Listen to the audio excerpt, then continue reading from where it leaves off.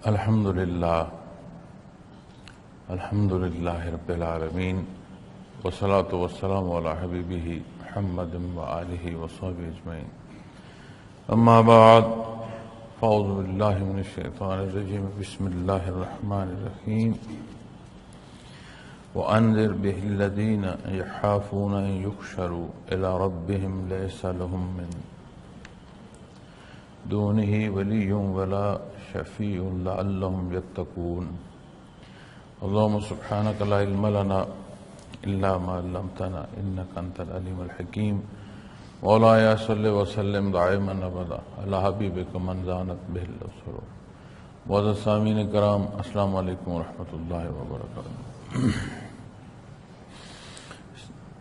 اللہ کریم نے ارشاد فرمایا ہے کہ ایسے لوگوں کو ڈرائیے جو اس بات کا اندیشہ رکھتے ہیں کہ اپنے رب کے پاس ایسی حالت میں جمع کیے جائیں کہ اس کے سوا کوئی ان کا دوست ہوگا اور نہ شفاعت کرنے والا تاکہ وہ بچ سکیں.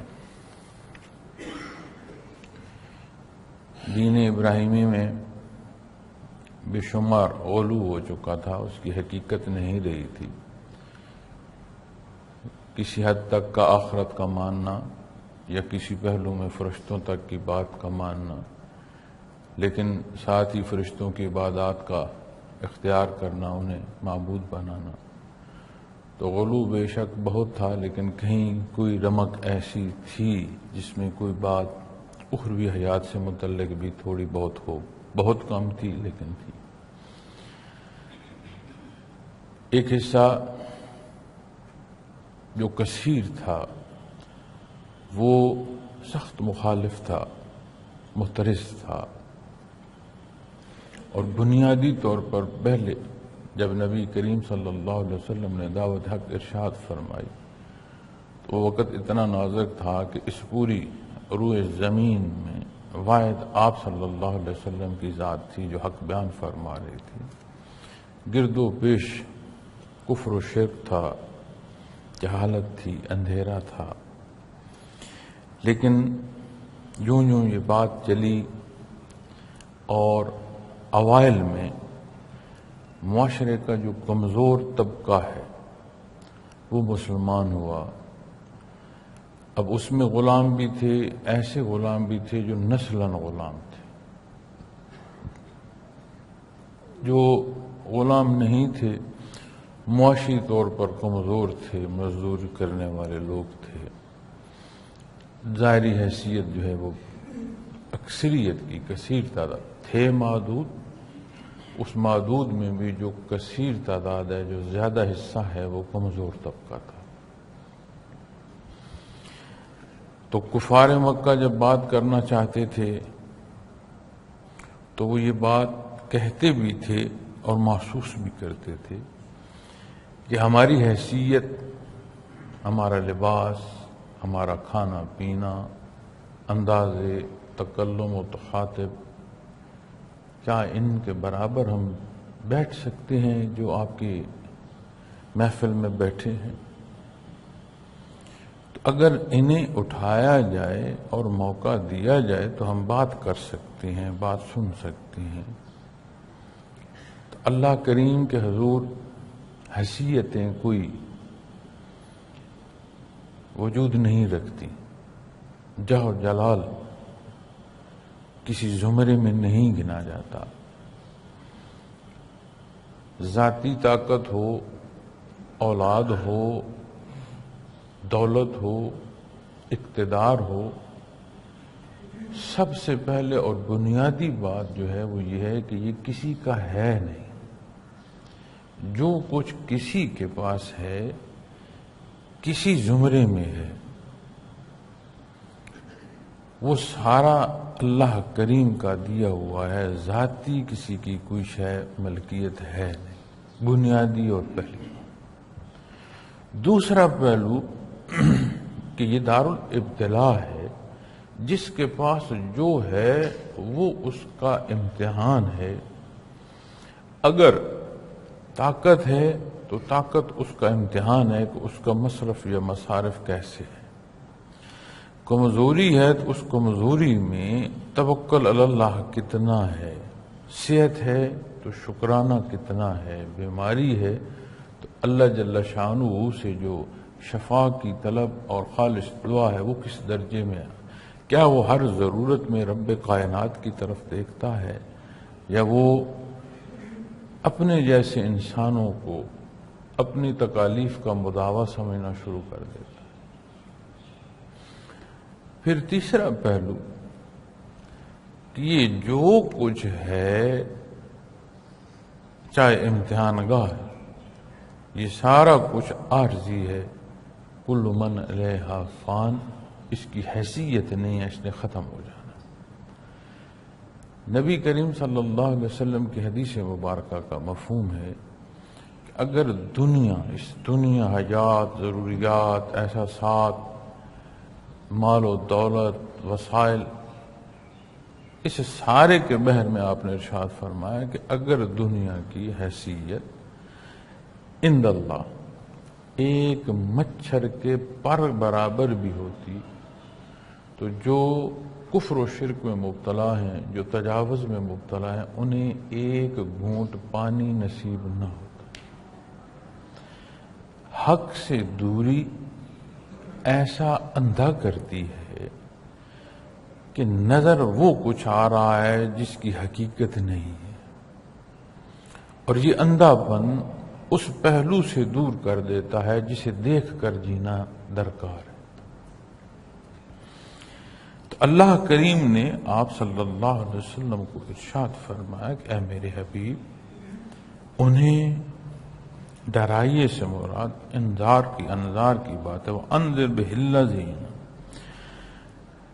ان لوگوں کو غلطی، تجاوز، زیادتی، اس پر جو انجام بد ہوگا اس سے مطلع ایسے فرمائیں کہ ان کے ایمان اور مضبوط ہوں اور راسخ ہوں اور صالح اور نیک اعمال جو ہیں اختیار کر سکیں، بدی یا کمزوری ہے اسے چھوڑ سکیں، حیات دنیا کی بسر کر رہے ہیں لیکن اپنے آپ کو روز محشر پیش ہونا جو ہے اسے دیکھتے ہوئے ان اعمال کو اختیار کر رہے ہوں۔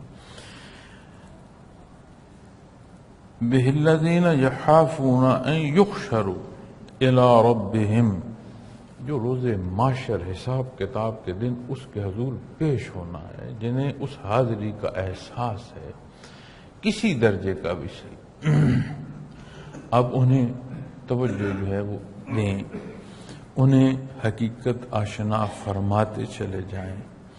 جو حصے ان کے پاس ہیں، جب نبی کریم صلی اللہ علیہ وسلم کی توجہ نصیب ہوگی تو وہ مضبوط سے مضبوط تر ہوتے چلے جائیں گے۔ انبیاء علیہ السلام وہ اللہ کی برگزیدہ ہستیاں ہوتی ہیں کہ جن کا فرمان ماز سماعت سے نہیں، نہاں خانہ دل سے جا کر ٹکراتا ہے۔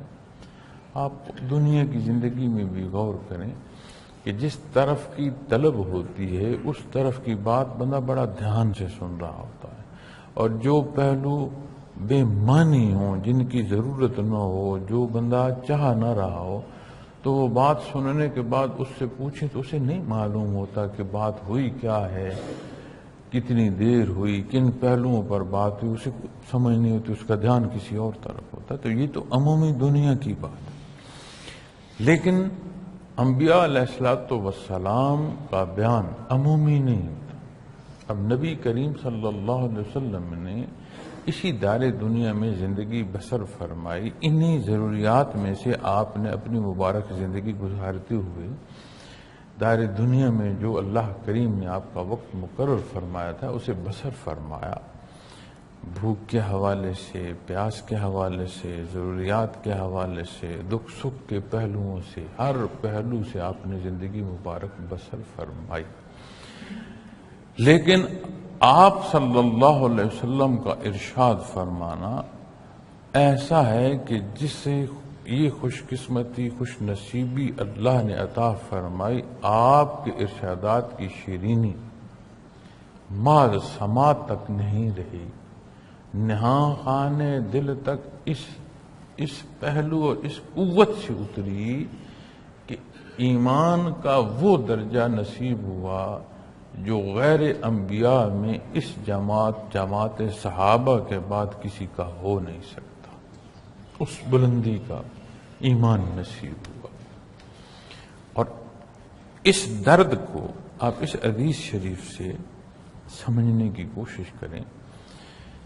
ایک جگہ آپ نے ارشاد فرمایا اگر میرا صحابی یعنی صحابی رسول صلی اللہ علیہ وسلم ایک مٹھ یا آدھی مٹھ جو اللہ کی راہ میں خرچ کر دے، خیرات کر دے، غیر صحابی اود پہاڑ جتنا سونا خرچ کر دے تو وہ آدھی مٹھ جو عند اللہ مقبول ہے. ہمارے نزدیک سونا سونا ہے، جو ہے. ہمارے نزدیک اوزان ہیں کہ سونا تو اود پہاڑ جتنا ہے تو یہ تو آدھی چھٹاکی بھی نہیں بنے گی آدھ مٹھ جو. تو جو آدھ چھٹاک نہیں بن رہی اور دوسری طرف وہ لاکھوں ٹنوں میں بات چلی جائے گی. ہمارے لیے حیثیت ہے جب اس کا پہلو اللہ جل شانہ کے حضور کی طرف سے دیکھیں گے تو کیا حیثیت ہے. تو اس کن فیکون یہی حکم اللہ نے سونے کے پہاڑ کو بھی ارشاد فرمایا. کسی شے کا وجود نہیں جسے اس نے نہیں حکم فرمایا. تو خالق ہے. سونا سونا تب ہے جو اسے وہ سونا رکھے. سونے کو ختم کر دے سونا اپنی حیثیت نہیں رکھ سکتا. اب درکار کیا ہے؟ خالص نیت، اللہ کی رضا. وہ پہلو جن کے لیے آپ تربیت کے لیے جمع ہیں وہ پہلو اصل ہے. یہ حیثیتیں معنی نہیں رکھتی، یہ طاقتیں معنی نہیں رکھتی. کیا معنی رکھتا ہے؟ رجوع اللہ اور خالص. اور ہم کر کیا سکتے ہیں؟ ایک سر درد شروع ہو جائے تو انسان سمجھتا ہے دنیا الٹ پلٹ گئی ہے، زندگی اکھڑ گئی ہے. ایک رات بیماری کی صورت میں اگر جاگ کر گزاری جائے نا تو لگ پتہ جاتا ہے. کہنے کو تو ایک رات ہے لیکن وہ بیماری اور تکلیف کی صورت میں گزاری جائے اور وہی رات جو سرانے پر سر رکھتے نہیں سمجھ آتا کہ یہ پل بھر میں رات کیسے گزر گئی. بیماری کی صورت میں تکلیف سے جاگتے ہوئے گزاری جائے وہ ایک رات اتنی طویل ہو جاتی ہے کہ بندہ حیران ہو جاتا ہے. تو جو حصے عند اللہ مقبول ہیں وہ خالص اس کی رضا کے لیے اس کے حبیب صلی اللہ علیہ وسلم کے اتباع میں ضروری. پھر اس ساری گفتگو کا ایک اور پہلو بھی ہے. انسانی فطرت ہے، اسے جس درجے کی جزا و سزا کا احساس ہو اتنا یہ پابند رہتا ہے. اب ہر ایک کی وجود ذہن ہر طرح کی استعداد الگ ہے، ایک جیسی نہیں ہے. تو جب استعداد وجودی الگ ہیں تو یہ استعداد کے پہلوؤں میں سوچ، طلب، قوت ہر پہلو آتا ہے. جب اتنے پہلوؤں سے ہر ایک کا اپنا ہے تو یہ کیوں کر ممکن ہو کہ سارے ایک بات پر متفق ہوں؟ اب کسی کے پاس طاقت ہے تو وہ چاہے گا کہ دوسروں سے زیادہ حصہ میرے پاس ہو. جو کمزور ہے وہ اپنے حصے کا تحفظ نہیں کر پائے گا. پھر یہ جو دار دنیا کے اس امتحان گاہ کے اثرات ہیں ان میں سے ایک بہت بڑا جو اثر ہے وہ نفس کو توانا کرنا ہے، نفس کا طاقتور ہو جانا ہے، جسے اپنی ذات سے اٹھنے والا یہ تفخیری عمل شیطان بھی تقویت دے رہا ہوتا ہے. ہم خود ایک دوسرے کو بگاڑنے کا بہت بڑا سبب ہوتے ہیں. آپ کا جی یہ کمال ہے، جیسے آپ ہیں ایسا کوئی نہیں ہے، جیسی حیثیت آپ کو اللہ نے دی ہے دوسرے کی نہیں ہے۔ باپ بیٹے کے تقابلی گفتگو کر رہے ہوتے ہیں، حد نہیں ہوگی۔ استاد شاگرد کے تقابلی جائزے اس پر بحث ہو رہی ہوتی ہے، حد نہیں ہوگی۔ پھر دینی پہلو پر آ کر کی جا رہی ہوتی ہے، حد نہیں ہوگی۔ تو کہیں کسی کا کسی جگہ تقابلی جائزہ کرنا یا اس کا مقابلہ ہونا اور وہ درست نہ ہونا، اور چاہے جائے کہ آپ دینی پہلو میں آ کر شروع کر دیں۔ استاد جس سے الف بے آ با تا بھی پڑھی ہے، اس کی حیثیت بھی والد جیسی، چاہے جائے کہ اس استاد سے کی بات ہو، والد اولاد کی بات پر آ کر موازنے شروع کر دیں، تو کیا ہوتا ہے؟ اس طرح کی گفتگو مزید رعونت کا سبب بنتی ہے، مزید تضادات کا سبب بنتی ہے۔ تو انسانی نفس جتنا توانا ہوتا ہے، اس کی توانا ہونے کی حیثیت نہیں ہے، یہ یاد رکھیے گا۔ ایمانی پہلوؤں کا کمزور ہونا اسے توانا کر رہا ہے، اس کی کیا حیثیت ہے؟ خالص ایمان نصیب ہو، اس کی کیا حیثیت ہے کہ وہ توانا ہو؟ اندھیرے کا وجود نہیں ہے، وجود روشنی کا ہے، روشنی کا نہ ہونا اندھیرے کو وجود دے رہا ہے۔ نفس اور شیطان کی کیا جرت؟ اللہ جل شانہ کی حفاظت سے باہر نکلنا یہ بنیاد ہے غلطی کی۔ وہاں خالص نہ رہنا یہ بنیاد ہے اس ساری خرابی میں پھنسنے کی۔ تو انسان اور اس کی فطرت میں آپ جائزہ لیجئے گا، معاشروں میں، اپنی آبادیوں میں جہاں پوچھ گچھ ہے، وہاں مزاج اور اعمال اور طرح کے نظر آ رہے ہیں۔ وہی لوگ جہاں پوچھ گچھ نہیں ہے، جزا سزا کا احساس نہیں ہے، ان کے مزاج اور ہیں۔ یہ دنیا کا نظام ہے، جو آیا ہے اس نے جانا ہے۔ آپ گرد و پیش غور کریں کہ گھر کا سربراہ اٹھ جائے نا تو گھر بکھر جاتا ہے، وہی بچے ہیں، وہی گھر ہے، حیثیت بھی قائم رہے، مزاج قائم نہیں رہتے۔ کیوں؟ پوچھنے والا کوئی نہیں رہا، کسی کا ڈر اور خوف نہیں رہا، غلط اور صحیح پر پرسش ہوگی یہ احساس جاتا رہا۔ تو جب انسان کو آخرت کا بحیثیت مسلمان ایمان مضبوط نصیب ہوگا تو اعمال کو دیکھے گا، سوچوں تک کو پرکھے گا، چونکہ انہی سوچوں پر عمل کی طرف بندہ چلتا ہے، وہ باریکیوں میں چلا جائے گا، اللہ جل شانہ کی رضا کو دیکھے گا، اس کی کرم کی طلب کرتے ہوئے تجاوز چھوڑے گا۔ یہ بھی عجیب بات ہے نا کہ غلطی کرتے رہنا اور یہ کہنا وہ معاف فرما دے گا، یہ بجائے خود ایک تجاوز ہے۔ اب معافی تو ہوئی، لیکن کیا وہ شرمندگی والا احساس ہے؟ کیا اس غلطی کو چھوڑ دیا کیا ہے؟ تو معافی ہوئی، لیکن اگر اسے دہرایا جا رہا ہے تو یہ تمسخر کے معنوں میں چلا جائے گا، تجاوز کے معنوں میں چلا جائے گا، زیادتی کہلائے گا، یہ معافی کے پہلو نہیں ہو۔ تو دنیا کی حیات بھی ہمیں یہ سمجھاتی ہے کہ جزا و سزا اس مخلوق کو حدود و قیود میں پابند کرتا ہے، اور اگر یہ احساس دنیا میں جزا و سزا کا نہ رہے تو یہ حدود سے باہر نکل جاتا ہے۔ طاقتور زیادتی کرتا ہے، مظلوم اپنے حق کا دفاع نہیں کر سکتا۔ لیکن جب یہ احساس ہو اور جزا و سزا ہو تو جو لوگ وحشی کہلاتے تھے وہ بھی نظم و نسق کے تحت چل رہے ہیں، دنیا کے معاشروں میں دیکھ لیں۔ تو یہاں جو ارشاد فرمایا جا رہا ہے کہ ایسے لوگوں کو ڈرو، وَأَنذِرْ بِهِ الَّذِينَ، ایسے لوگوں کو آپ مطلع فرمائیں یخافون ان یحشروا الی ربہم، جنہیں روز معاشر اللہ جل شانہ کے حضور جمع ہونا ہے، لیس لہم من دونہ ولی ولا شفیع،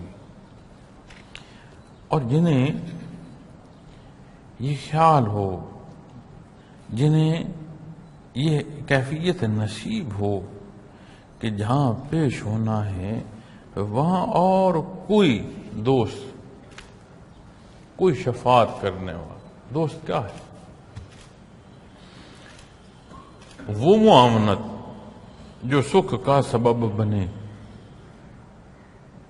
شفاعت کیا جو کمزوری کے باوجود کامیابی سے ہمکناری کی پہلو جو سبب بنے۔ تو جنہیں یہ کیفیت نصیب ہو کہ روز محشر سوائے اللہ کے پھر کوئی ذات نہیں ہے جہاں سے یہ رعایت نصیب ہو سکے، جس کا کرم اور احسان ہو سکے، تو وہ پھر اپنے معمولات کو دیکھیں گے، شب و روز کو دیکھیں گے، ان تربیت گاہوں سے حاصل کی گئی تربیت سے اپنی زندگی اتباع محمد الرسول اللہ صلی اللہ علیہ وسلم میں بسر کرنے کی اپنی سی صحیح پوری کریں گے، خالص کریں گے۔ لعلہم یتقون، حضرت رحمۃ اللہ تعالی علیہ نے فرمایا تاکہ وہ بچ سکیں۔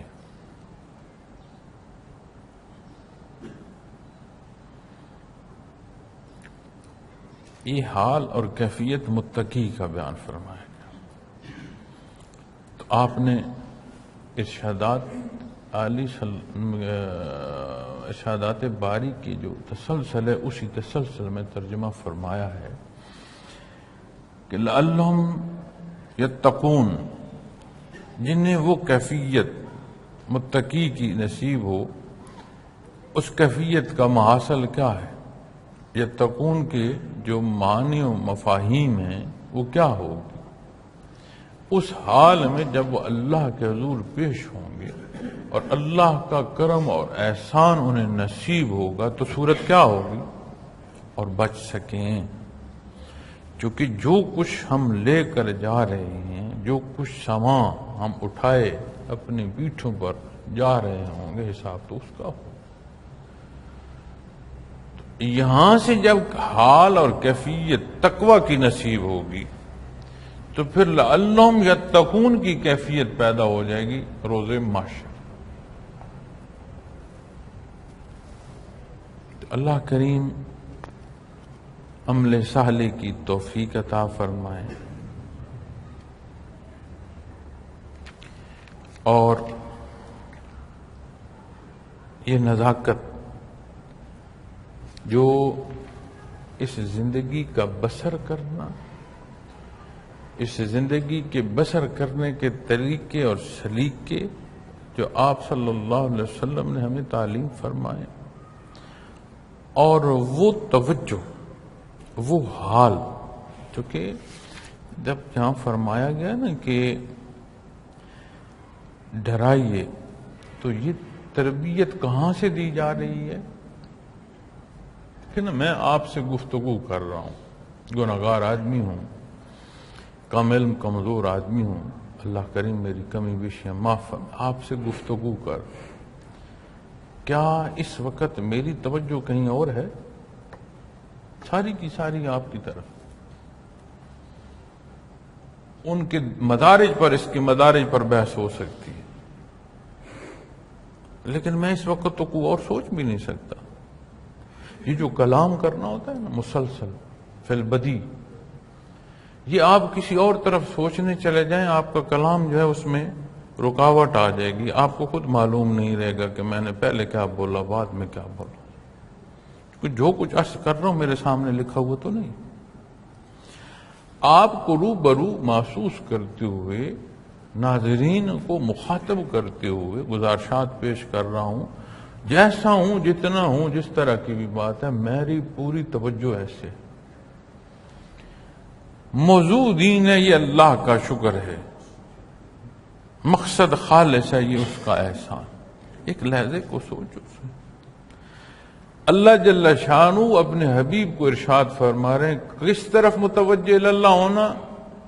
جنہیں اللہ سے مل لینے کا، اللہ کے حضور حاضر ہونے کا احساس ہے، انہیں توجہ نصیب ہو رہی ہے کہاں سے؟ بارگاہ رسالت صلی اللہ علیہ وسلم سے۔ لہذا کو سوچو تو سے کس درجے کی خوش بختی ہے کہ نبی کریم صلی اللہ علیہ وسلم کی توجہ نصیب۔